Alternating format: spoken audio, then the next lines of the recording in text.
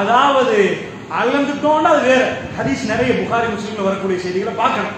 என்றாலும் ஒரு விஷயத்தை நான் உங்களுக்கு சொல்றேன், அளவில்லாமல் அல்லாஹ் கொடுக்கிறான்டா, இதான் பரக்கத்.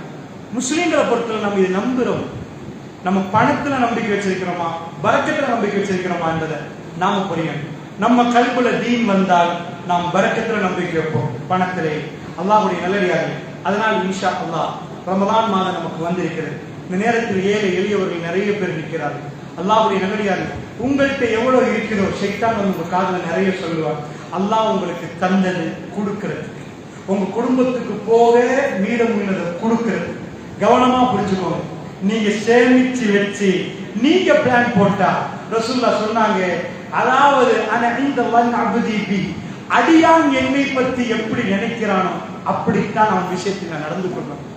நீங்க என்னை பத்தி எப்படி நினைச்சீங்களோ அப்படிதான் அல்லாஹ் தருவான்னு நீங்க நம்பினீங்கடா, நிச்சயமா தருவான். உங்க பணம் உங்களை காப்பாத்தும் நீங்க நினைச்சீங்கடா, ஒரு நாள் வரும் அந்த பணத்தை நீங்க பார்த்து ஏமாறீங்க. அல்லாஹ்வுடைய நல்லடியார்களே, அதான் அன்றைக்கு நான் சொன்ன அம்பானி, அதாவது அவருடைய மகனுக்கு திருமணம் முடிச்சு வச்சார். 1000 கோடி. அம்பானி சொத்துல 0.001 என்ற மாதிரி சொன்னாங்க.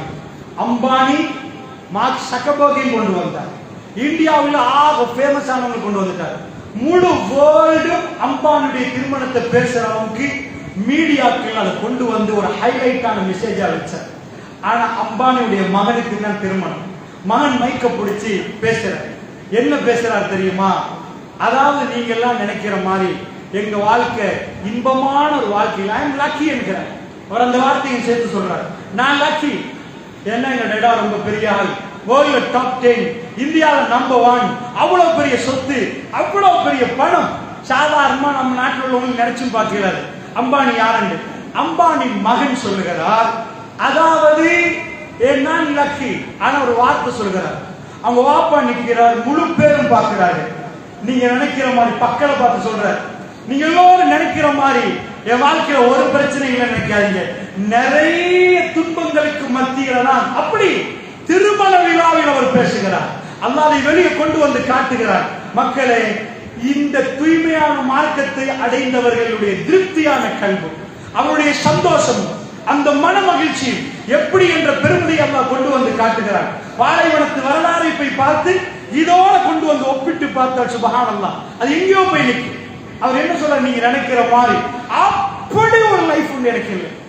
ஆனால் என் லைஃப்ல எப்ப நான் இவங்க பார்க்கிறேனோ, அவர் மனைவி நான் பார்த்தனோ, நான் அதனோட என் லைஃப் மாறுதுன்றார்.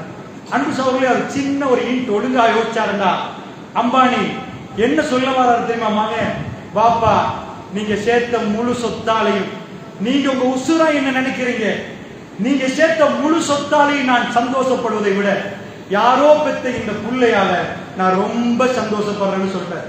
அதாவது என் லைஃப்ல டர்னிங் பாயிண்ட் இவனான்ற இந்த மாலைக்கு தொடங்கி இருக்கிறேன். அல்லாஹ்வுடைய நல்லடியார்களே, வாழ்ந்த பிறகு எது டர்னிங் பாயிண்ட் சொல்ல போறாரோ தெரியல. சாப்டர் என்னன்னா, நல்லா புரிஞ்சுக்கோங்க, முழு சொத்து, அவர் போட்ட முழு சொத்தாலே சந்தோஷம் அடையாதவர் ஒரு பெண்ணால் சந்தோஷம் அடைகிறார்டா. நாம நினைப்ப நம்ம பிள்ளைக்கு இதெல்லாம் கொடுத்தா சந்தோஷம்.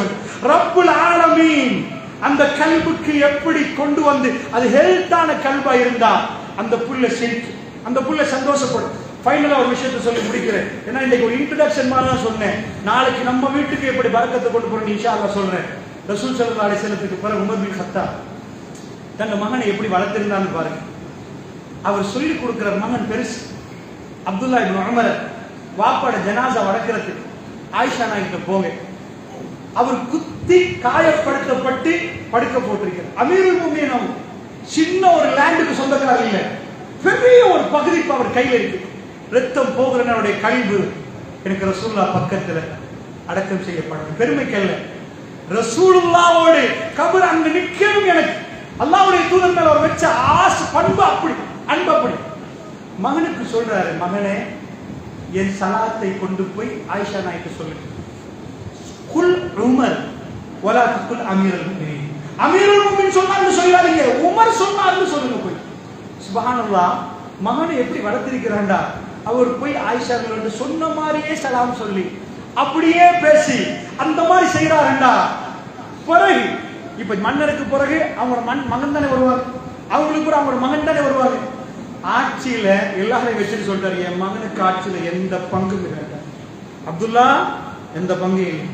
ஏனென்றா சாதாரண இன்றைக்குள்ள ஆட்சி எல்லாம் அவர் மகன் அவர் இதெல்லாம் இஸ்லாம் அப்படி சொல்லவே இல்லை. மகனுக்கு ஆட்சி கொடுக்க சொன்னது யாரு? இதான மன்னர் ஆட்சி. அப்படி ஒரு ஆட்சியை சஹாபாக்கள் செய்யவே இல்லை. அப்படின்னா அடுத்த ஆட்சி அவர் மகன் தான் வரணும், அவர் ஆட்சி அவர் மகன் தான் வரணும். அப்படி வரவில்லை. பிற்காலத்தில் அவரை கூப்பிடுகிற நேரம் அவர் சொல்லுகிறார், ஆட்சியில எனக்கு பங்கு ஓரமாக. ஒரு ராஜா ஓரமாயிட்டார். சுப்ஹானல்லாஹ், எதில் திருப்தி கண்டாங்கன்னு நினைக்கிறீங்க? அவர் அவ்வளவு பெரிய லேண்டுக்கு சொந்தக்காரர். நான் சொன்னேன், உமர் பின் கத்தாபுடைய ஆட்சியை பொறுத்தளவில் சஹாபாக்களுடைய ஆக வறுமை கோட்டில் கீழே வாழ்ந்தவர்களும் உலகத்தில் மிக பெரும் செல்வந்தரை பார்க்கணும்டா அதே ஆள்.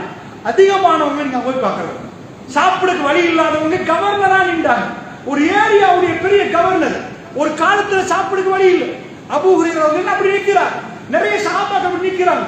வறுமையும் பார்த்தார்கள், பணத்தையும் பார்த்தார்கள். ஆனா அவங்க மாறல.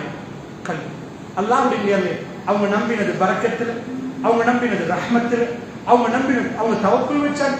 இந்த எல்லா சித்தாந்தங்களை மெல்ல மெல்ல அமர்ந்து இருந்து படிச்சோண்டா இந்த கல்புராக இல்லைண்டா இந்த துனியாவுடைய விஷயத்தை நம்ம மயங்கி ஏமாந்து போயிடும். அல்லாஹ்வுடைய புனிதமிக்க அல்லாஹ்வுடைய மாதத்துல அல்லாஹ் ஜல்ல ஷானஹு வ தஆலா அப்படிப்பட்ட பாக்கியத்தை தரணும் என்பதற்கு நான் ஒரு பாடமாக உங்களுக்கு சொல்லுவேன்.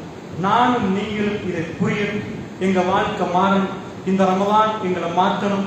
எங்க பேச்சுகள் மாறணும். எங்க கோபங்கள் குறையணும். எங்க தர்மங்கள் கூடணும். ஒரு நோய்வாய்ப்பட்டார்ல போய் பார்க்கணும். ஒருத்தர் கீழே விழுந்தார்ல தூக்கி விடணும். அந்த இறக்க குணம் இல்லை என்றால் ஜென்னாவுக்கு அது சில வேளை தடையாக போய்விடும். நன்றாக புரிந்து கொள்ளுங்கள் இன்ஷா அல்லாஹ்வுடைய நல்லடியார்கள். இந்த கல்புக்குள்ள அது எல்லாம் வந்தால் இன்ஷா அல்லாஹ் நாம் மாறி விடுவோம் என்பதை சொல்லிக்கொண்டு இன்ஷா அல்லாஹ் நாளைய தினம் பரக்கத்து நம்ம வீட்டுக்கு எப்படி வருவது கொண்டு வருவது என்பதை இன்ஷா அல்லாஹ் நாளைய தினம் பார்க்கலாம் என்று சொல்லி விடைபெறுகிறேன். என் பேச்சில் பிள்ளைகளை அல்லாஹ் ஜல்ல ஷானஹு வ தஆலா மன்னித்தருள் புரிவானாக. வ ஆகிர் தவானா அல்ஹம்துலில்லாஹி ரப்பில் ஆலமீன். அஸ்ஸலாமு அலைக்கும்.